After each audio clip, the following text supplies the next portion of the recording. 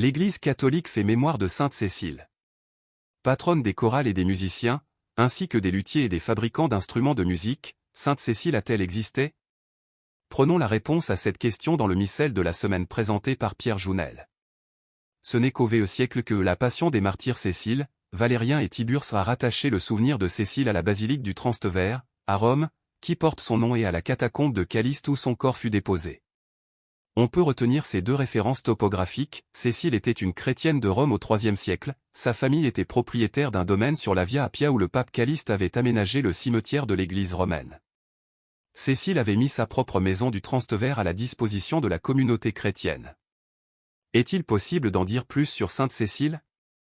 Il ne semble pas, car le récit de son martyre n'est que la transposition romaine d'un épisode de la persécution menée par les Vandales en Afrique au VIe siècle.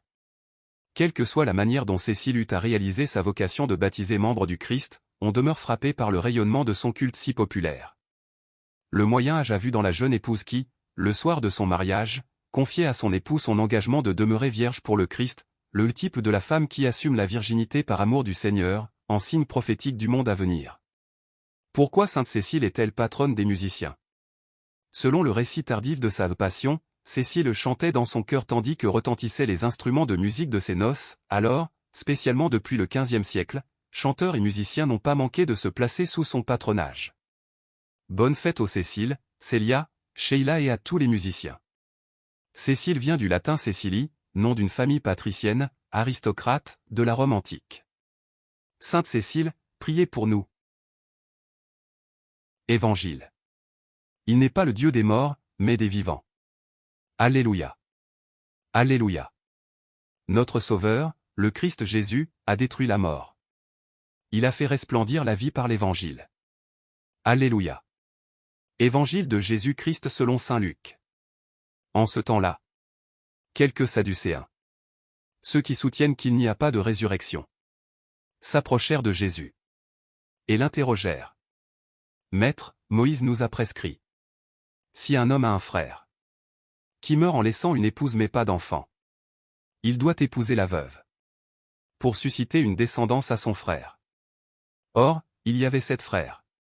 Le premier se maria et mourut sans enfant. De même le deuxième, puis le troisième épousèrent la veuve.